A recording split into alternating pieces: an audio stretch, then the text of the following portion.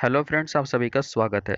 Friends, आज हम लोग यहाँ पर डिस्कस करेंगे सीडीपी के कुछ इंपॉर्टेंट क्वेश्चंस को। ठीक है, तो ये क्वेश्चंस, ये जो टेस्ट सीरीज है, इसके पहले का आप अगर नहीं देखे हैं तो प्लेलिस्ट में जाके आप जरूर देख लीजिए। ठीक है, तो चलिए आज का टेस्ट शुरू करते हैं। ठीक है, तो देखिए हमारा यहाँ पे पहला जो क्वेश्चन है, ये देखिए 22 से स्टार्ट हुआ है। इसके पहले का जो क्वेश्चन है वो आपको इसके पहले के टेस्ट सीरीज में मिल जाएगा। ठीक है, तो आप प्लेलिस्ट विजिट कीजिए, प्लेलिस्ट में आपको सारा सीक्वेंस वाइज मिल जाएगा। ठीक है, तो देखिए यहाँ पे हमारा पहला क्वेश्चन क्या कहता है कि सुरेश सामान्य रूप से एक शांत कमरे में अकेले पढ़ना चाहता है। ठीक है, सुरेश है जो कि क्या चाहता है कि एक शांत कमरे में अकेले पढ़ना चाहता है। ठीक है, जबकि जो मदन है, ठीक है, तो मदन क्या चाहता है कि एक समूह में अपने मित्रों के साथ पढ़ना चाहता है। तो यह उनके डैश में विभिन्नता के कारण है। ठीक है, तो एक शांत कमरे में पढ़ना चाहता है, एक समूह में पढ़ना चाहता है।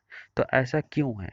तो यह किसके विभिन्नता के कारण है? तो मूल्यों के, दूसरा अभिक्षमता के, तीसरा है अधिगम शैली के, और चौथा है परावर्तकता स्तर का। ठीक है, तो आप इसको इंग्लिश में भी देख सकते हैं, वैल्यूज, एप्टीट्यूड, लर्निंग स्टाइल या लेवल्स ऑफ रिफ्लेक्टिविटी। ठीक है, तो फ्रेंड्स यहाँ पे अपना आप आंसर मैच कीजिएगा। ठीक है, और लास्ट में आप लोग स्कोर बताइए कि आपने कितना करेक्ट किया है। ठीक है, तो देखिए यहाँ पे इसका राइट आंसर हो जाएगा अधिगम शैली। ठीक है, उसका जो लर्निंग स्टाइल है या फिर अधिगम शैली जो है, दोनों का क्या है, डिफरेंट है। इसलिए एक शांत कमरे में पढ़ना चाहता है और दूसरा आपका ग्रुप में यानी कि समूह में पढ़ना चाहता है। ठीक है, चलिए देखिए नेक्स्ट क्वेश्चन में क्या कहता है। एक मिनट। देखिए इसमें क्या कहता है कि भारत में भाषिक विभिन्नता बहुत है। ठीक है, भारत में लैंग्वेज डाइवर्सिटी, ये तो आपको पता है। तो इस संदर्भ में विशेषकर कक्षा 1 और 2 के प्राथमिक स्तर पर बहुभाषी कक्षाओं के बारे में सर्वथा उपयुक्त कथन कौन सा होगा? ठीक है, तो देखिए यहाँ पे कक्षा 1 और 2 के जो प्राथमिक स्तर पर, यहाँ पे अगर बहुभाषी कक्षाओं के बारे में बात करें तो यहाँ पे सबसे बेस्ट स्टेटमेंट कौन सा होगा, ये आपको बताना है। ठीक है, तो आपको अगर इंग्लिश में देखना है तो आप इंग्लिश वाले बच्चे जो भी हैं यहाँ पे देख सकते हैं। ठीक है, तो देखिए, तो यहाँ पे आपको स्टेटमेंट पढ़ना है तो ऑटोमेटिक आपको लग जाएगा सबसे बेस्ट जो स्टेटमेंट यहाँ पे कौन सा है।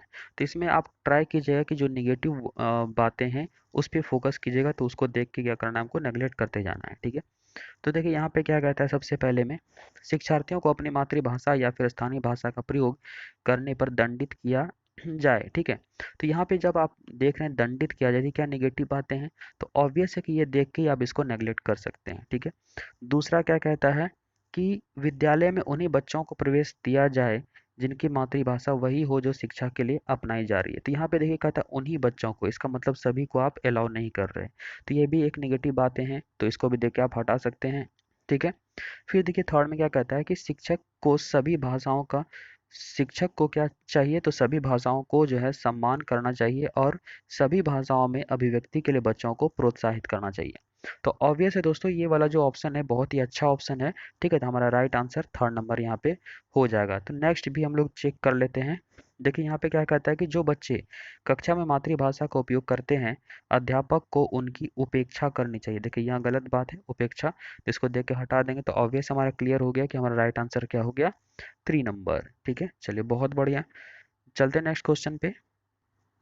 देखिए इस क्वेश्चन में क्या कहता है कि प्रकृति पोषण विवाद में, ठीक है, प्रकृति और पोषण यानी कि नेचर और नर्चर। ठीक है, तो इसमें अगर कंट्रोवर्सी होता है, विवाद होता है, तो इसमें प्रकृति से क्या अभिप्राय है ये आपको बताना है। ठीक है, तो यहाँ देखिए पहले में कहता है कि अपने आसपास का वातावरण होता है प्रकृति का मतलब, या फिर सेकंड जैविकी विशिष्टता या वंशानुक्रम सूचनाएं होता है, या तीसरा एक व्यक्ति की मूल वृत्ति होती है, चौथा है भौतिक और सामाजिक संसार की जटिल शक्तियां होती हैं। ठीक है, तो यहाँ पे देखिए प्रकृति और पोषण के रिगार्डिंग में आपको बताना है कि प्रकृति का जो यहाँ पे अभिप्राय है ये क्या है। ठीक है, तो आप लोग यहाँ पे अगर और भी ज़्यादा टाइम चाहिए आपको सोचने के, तो वीडियो को पॉज करके आप सोच सकते हैं। ठीक है, तो देखिए फ्रेंड्स यहाँ पे इसका राइट आंसर जो है ये हो जाएगा सेकंड नंबर। ठीक है, तो प्रकृति पोषण के मैटर में अगर हम प्रकृति का बात करें तो ये होता है जैविकी विशिष्टताएं या फिर वंशानुक्रम सूचनाएं। ठीक है, यानी बायोलॉजिकल गिवेंस और हेरिडिटी इंफॉर्मेशन। ठीक है, चलते हैं नेक्स्ट क्वेश्चन पे।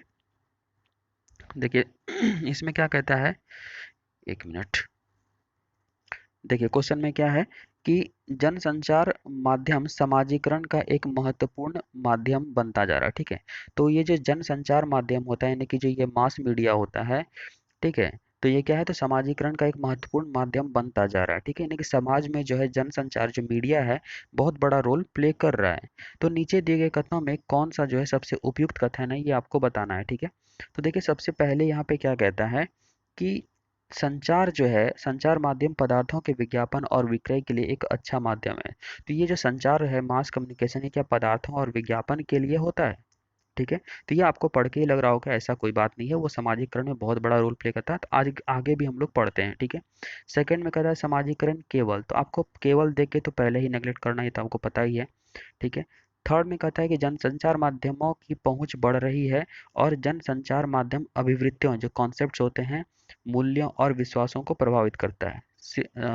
ये तो सही, बिल्कुल सही बात है कि जो मास कम्युनिकेशन होता है ये समाज में बहुत बड़ा रोल प्ले करता है, ठीक है। जिससे कि इस अभिवृत्ति, मूल्य और विश्वास को, मतलब विश्वास में ये क्या है, बहुत बड़ा रोल प्ले करता है। आपको पता है कि अगर पेपर में किसी तरह की विवादित बातें लिख दी जाती हैं तो उसके अकॉर्डिंग जो है समाज का माहौल भी बन जाता है, ठीक है। तो जिस तरह से कि आपका पेपर हो, टीवी हो, रेडियो हो, उसमें जिस तरह की बातें प्रचारित की जाएंगी तो समाज में भी उसी तरह का एक माहौल बनता है, ठीक है।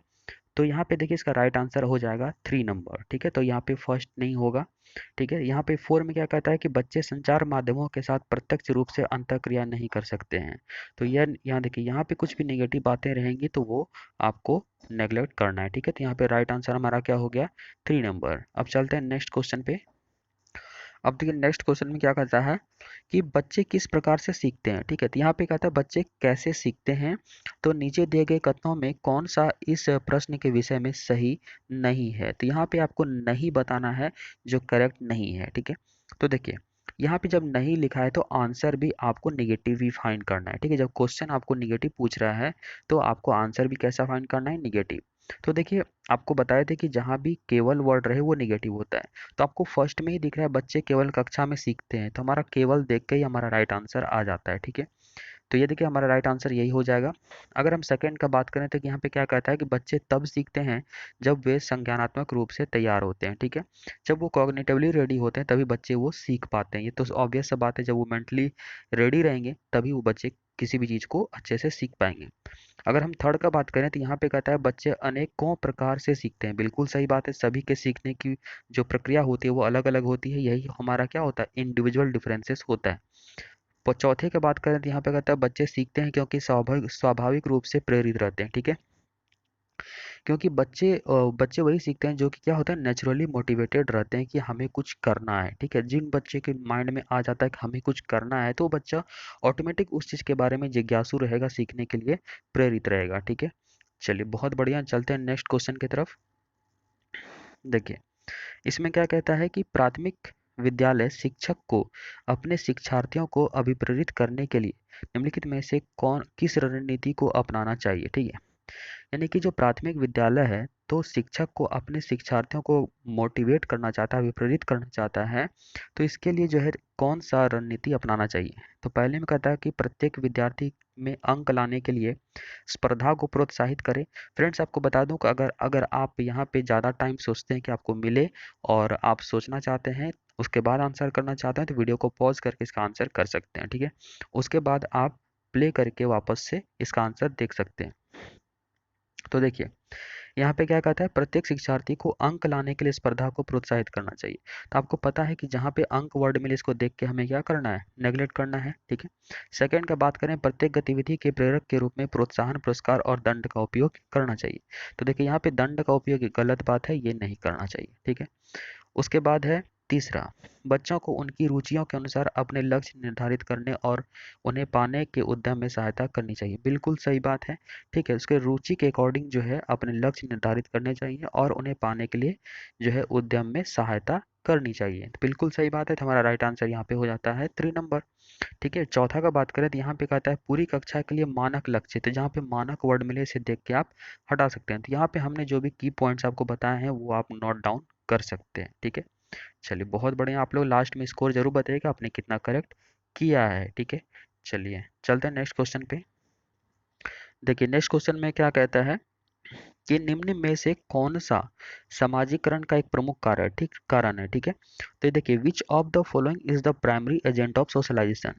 तो यहाँ पे है परिवार, कंप्यूटर, आनुवंशिकता और राजनीतिक दल, ठीक है। तो आप सभी को पता है कि जो सोशलाइजेशन होता है, बच्चे का जो समाजीकरण होता है, उसके परिवार से ही शुरू होता है, और परिवार जो है मुख्य रोल प्ले करता है समाजीकरण में, ठीक है। तो हमारा राइट आंसर यहाँ पे क्या हो जाएगा, तो परिवार हो जाएगा, ठीक है। कंप्यूटर नहीं होगा, आनुवंशिकता नहीं होगा, और राजनीतिक दल भी नहीं होगा, ठीक है। चलिए, बहुत बढ़िया, चलते हैं नेक्स्ट क्वेश्चन की तरफ। फ्रेंड्स, आपसे एक रिक्वेस्ट है कि आप लोग वीडियो को एक बार लाइक जरूर कर दीजिए सभी, ठीक है। लाइक करने से क्या होता है कि वीडियो और भी ज़्यादा इस पे व्यूज़ बढ़ते हैं, इससे क्या होता है कि हमें मोटिवेशन मिलता है। और अगर फर्स्ट टाइम विजिट किए हैं तो सब्सक्राइब आप जरूर कर लीजिएगा, बोलने में अच्छा नहीं लगता है बट कर लीजिएगा, तो इससे आपको ही बेनिफिट मिलेगा। और हाँ, बेल आइकन प्रेस भी कर लीजिएगा, ठीक है। चलिए, बहुत बढ़िया। तो यहाँ पे देखिए क्या कहता है, बच्चों को समूह कार्य देना एक प्रभावी शिक्षण रणनीति है, क्योंकि देखिए बच्चों को जो है ग्रुप एक्टिविटी देना एक इफेक्टिव जो है यहाँ पे लर्निंग हो सकता है। ऐसा क्यों है, ठीक है। तो देखिए पहले में क्या कहता है कि इससे शिक्षक का काम जो है कम हो जाता है, ठीक है। तो देखिए फ्रेंड्स, यहाँ पे आपको वापस से वही बात कहेंगे, अगर आप ज़्यादा इसमें सोचना चाहते हैं तो वीडियो को पॉज करके सोच सकते हैं, फिर अपना आंसर मैच कर सकते हैं, ठीक है। देखिए यहाँ पे कहता है कि इससे शिक्षक का काम जो है कम हो जाता है। जहाँ पे कम होने का ये सब नेगेटिव बातें हैं, तो ये इसको नेगलेक्ट करेंगे। सेकंड में कहते हैं कि छोटे समूह में कुछ बच्चों को दूसरे बच्चों पर हावी होने की अनुमति होती है, ठीक है। तो यहाँ देखिए, हावी होने की अनुमति होती है, तो यह तो निगेटिव बातें हैं, तो इसको देख के आप हटा सकते हैं। तीसरा बात करते यहाँ कहता है कि सीखने की प्रक्रिया में बच्चे एक दूसरे से सीखते हैं और परस्पर सहायता भी करते हैं। बिल्कुल सही बात, जब ग्रुप एक्टिविटी होगा तो बच्चे क्या होंगे, एक दूसरे से सीखेंगे और परस्पर सहायता भी देंगे। यहाँ पे राइट आंसर हमारा 3 नंबर ऑब्वियसली है, हो जाएगा, ठीक है। चौथा का बात करें तो बच्चे अपना काम जल्दी करने में समर्थ होते हैं, ठीक है। बच्चे अपना काम जल्दी करने में समर्थ होते हैं, मतलब ग्रुप एक्टिविटी होगा तो बच्चे जो है अपना काम जल्दी कर पाएंगे। तो यहाँ पे देखिए, अगर आपको लग रहा है कि चौथा भी आंसर हो सकता है, तो जब दोनों में आप कंपैरिजन करेंगे तो आपका थर्ड जो है ज़्यादा यहाँ पे अप्रोप्रिएट होगा। फ्रेंड्स, आपको बता दूं कि जब आप दो ऑप्शन में फंसे और आपको लगे कि ये नहीं डिसाइड कर पा रहे हैं, तो उस समय आप देखिएगा पहला ट्रिक की बड़ा ऑप्शन कौन सा है उसको सेलेक्ट कीजिएगा। दूसरा ट्रिक ये है कि दोनों में ज़्यादा ज़्यादा अच्छा आपको कौन सा लग रहा है। तो ऑब्वियस है कि यहाँ पे इस दोनों में अगर कंपैरिजन करेंगे तो 3 लग रहा है, तो हमारा राइट आंसर क्या हो गया, 3 नंबर, ठीक है। चलिए, नेक्स्ट क्वेश्चन चलते हैं। फ्रेंड्स, ये लास्ट क्वेश्चन है, ठीक है। तो इसके बाद जो है हम इस सेशन को एंड करेंगे, ठीक है। चलिए शुरू करते हैं इस क्वेश्चन को। क्या कहता है कि एक औसत बुद्धि वाला बच्चा, ठीक है, एक औसत बुद्धि वाला जो बच्चा होता है, यदि भाषा को पढ़ने व समझने में कठिनाई प्रदर्शित करता है तो वह संकेत देता है, ठीक है। तो यह क्या संकेत देता है कि बच्चा डैश का लक्षण प्रदर्शित कर रहा है, ठीक है। तो किस चीज़ का लक्षण प्रदर्शित कर रहा है, तो देखिए जब पठन से रिलेटेड आपका कोई प्रॉब्लम है तो ये किसके अंतर्गत आता है, आपको पता है, अगर आपने लर्निंग डिसेबिलिटी पढ़ा हुआ है तो, ठीक है। अधिगम अक्षमता अगर पढ़ा है तो आप आसानी से इसका आंसर कर पाएंगे, ठीक है। तो पहले में कहता है कि पठन अक्षमता, दूसरा है लेखन अक्षमता, तीसरा है अ, गणितीय अक्षमता, चौथा है गति समन्वय अक्षमता, ठीक है। तो देखिए फ्रेंड्स, ये जो डिसेबिलिटी ये डिसलेक्सिया के अंतर्गत आता है, ठीक है। पठन अक्षमता क्या होता है, डिसलेक्सिया होता है। उसी तरह लेखन अक्षमता डिस्ग्राफिया होता है, गणितीय अक्षमता डिसकैलकुलिया होता है, और गति समन्वय अक्षमता जो होता है ये कैनेस्थेटिक वाला ये डिसप्रेक्सिया के अंतर्गत आता है, ठीक है। तो यहाँ पे हमारा राइट आंसर क्या हो जाए, चूंकि पठन से रिलेटेड था तो फर्स्ट नंबर हमारा राइट आंसर हो जाता है। तो फ्रेंड्स, वीडियो को शेयर आप ज़्यादा से ज़्यादा कीजिएगा। अगर फर्स्ट टाइम आप विजिट किए हैं तो आपसे भी रिक्वेस्ट है कि सब्सक्राइब करके बेल आइकन प्रेस जरूर कर लीजिएगा। तो मिलते हैं अच्छे टॉपिक के साथ। जय हिंद।